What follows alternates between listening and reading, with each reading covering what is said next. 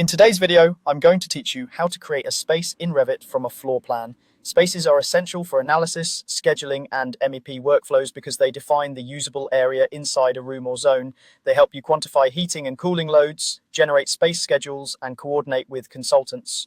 Let's walk through the simplest, most reliable way to place a space so it's recognized correctly and labeled right away.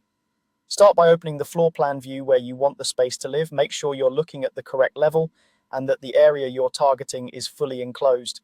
Revit detects boundaries from room bounding elements like walls and separation lines, so if there's a gap, the software won't be able to form a closed loop. A quick visual check around doorways, long corridors, or angled walls helps avoid headaches. If the design intentionally uses open areas, you can rely on separation lines to define boundaries without adding physical walls. Next, go to the Analyze tab and look for the Spaces and Zones panel. Click the Space tool. Your cursor will change and the status bar will guide you as you move through the view.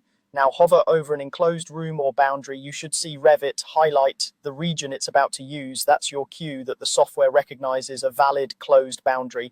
If you don't see a highlight, zoom in to check for tiny openings or overlapping elements that might break the enclosure. When you're ready, click once inside the enclosed area. Revit immediately creates the space and places a space tag that displays its name and number.